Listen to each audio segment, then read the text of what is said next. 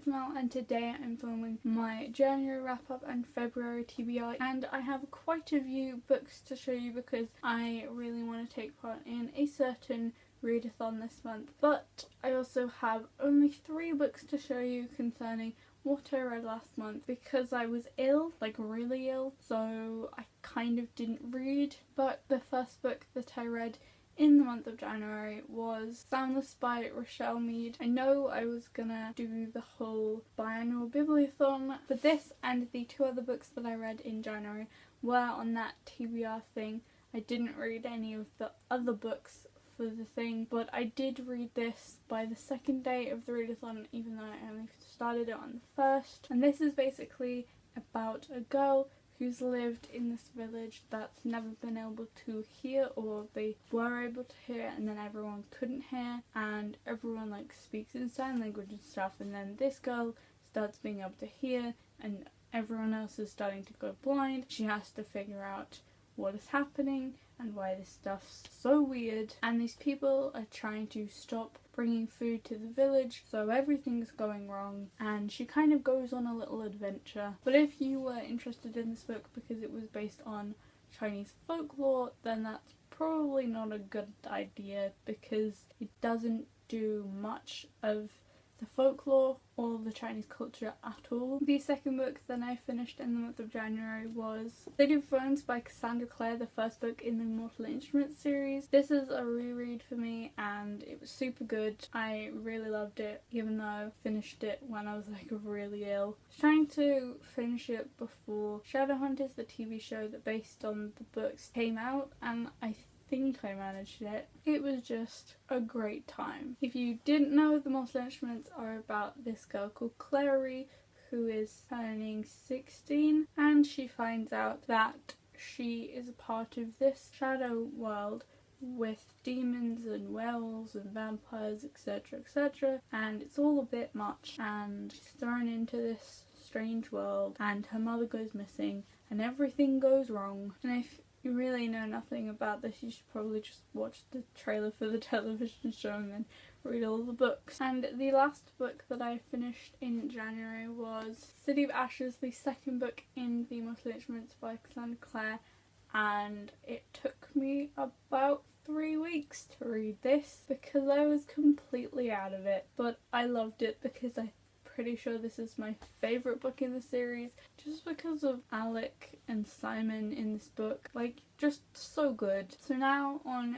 to the TBR part of this video. The first book that I hope to finish in the month of February is Illuminated by Amy Kaufman and Jay Kristoff. I am currently reading this and it is intense. It's basically about this girl and this boy who broke up the day that their planet was invaded, and they're put on separate spaceships. They just have to spend a lot of time in the ship trying to get to these places, and none of it is written in standard book format. It's written in direct messages and official reports and medical reports and emails and leaflets, and it's really strange, but it's also really cool. I know I don't typically go for sci-fi, but lately I've had some feelings about it because of The 100, because I've been watching it. I just love it so much. Even though I find it a tiny bit confusing at times with all of the different names, it's really interesting. So the next couple books, or lot of books that I'm going to be showing you, are all for the readathon Rainbowthon, which is where you either pick out 6 or 7 or 5 books that all have colours that are different colours so that they make up the rainbow. So like you could have a red and orange book, and then a yellow book, a green book, a blue and a purple book, or you can have all of the books be the same colour.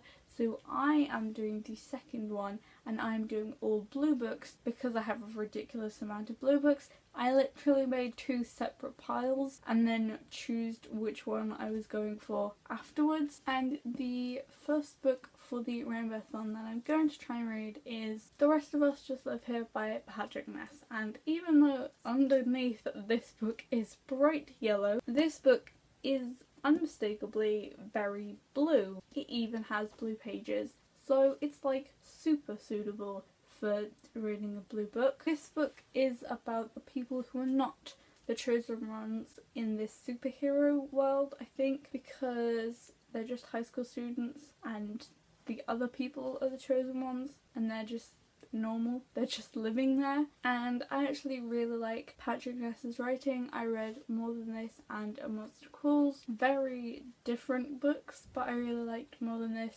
even though it gave me all of the feelings. I also think that this is going to be a quick one because the font is so big, and I'm pretty sure it's got a simplistic style because I already read the first 2 pages. The next book is an adult book that is also signed because I met the author when the book came out and she was really sweet. And that is Written in the Stars by Ali Harris. This is a local author to me, and she writes just like fluffy contemporary books. This book is about this girl who has her wedding, and I think there's 2 storylines going on at the same time.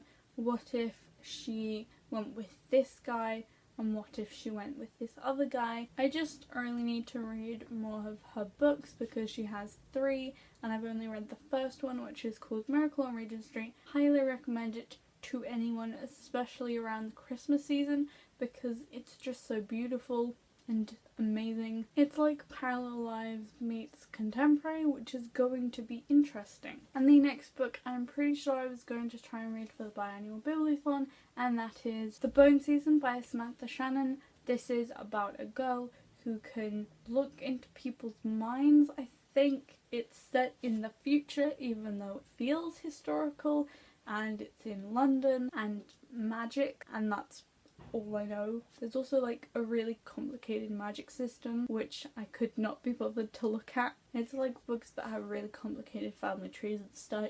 Just gonna figure it out for yourself. It's also described as a thriller, but I've never really read any thrillers before. The next book that I chose for the Rainbowthon is The Assassin's Curse by Cassandra Rose Clark, and this will hopefully just be a quick fantasy read. It's the first book in a duology, and they went out of print and everyone was gonna like buy them. Hopefully I'll like it, I'm not quite sure yet, but assassins are cool and curses are cool, so let's just hope for the best. And I genuinely have no idea what this book is about. The next book is one that I really want to get to, and that is Dreams of Gods and Monsters by Laini Taylor, the 3rd and last book in the Daughter of Smoke and Bone trilogy, which is a fantastic series. Like, if you like fantasy and haven't read that series, just do yourself a favour because it's beautiful and the settings are amazing and epic and it's really intriguing and all of the characters are really likeable, apart from the evil ones, but we're not going there. And there's entire worlds of backstory to go into, which is really cool. The next book that I want to read for the Rainbowthon is just a little contemporary, and that is Read Me Like a Book by Liz Kessler. This is about this girl who's into this guy, and then she isn't, and then she's into this girl, and then that girl happens to be her teacher, I think, and according to the blurb it's an important book.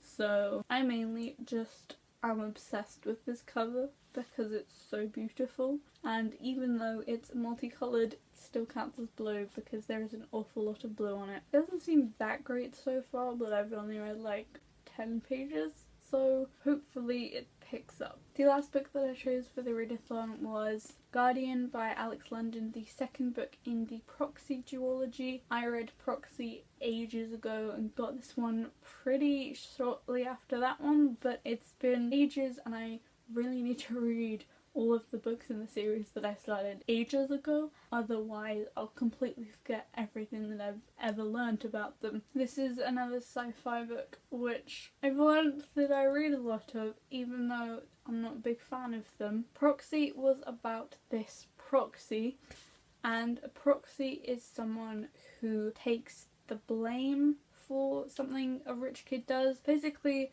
the poor kid is punished like with violence when the rich kid should be, and this proxy's rich kid counterpart killed someone by accident, kind of.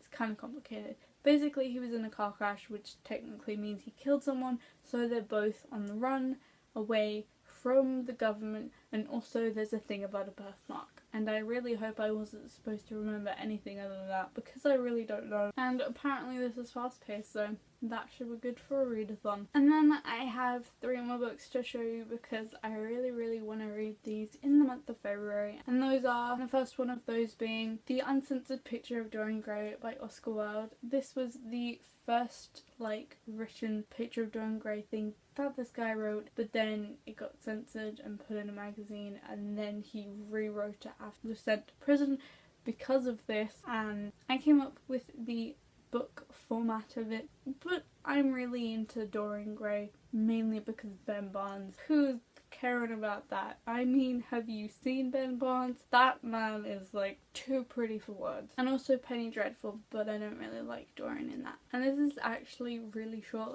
the majority of this book is just notes on the book and things about Oscar Wilde, so this should go very quickly and I'm just so excited about this. And then I have another signed book, and that is Nine is Chasing the Sword of Summer by Rick Riordan. Can't believe I have a signed Rick Riordan book, so good. This is about Percy Jackson from the Percy Jackson and the Heroes of Olympus series' girlfriend's dad when he was a teenager, so that's interesting. It's also about Norse gods, where the Percy Jackson series was about the Greek ones, the Heroes of Olympus was about the Roman ones, and this one is about the Norse ones. And I've never really been into Norse mythology, I have childhood books about Greek, so this should be fun. And the last book that I have to show you is The Diviners by Libba Bray. This is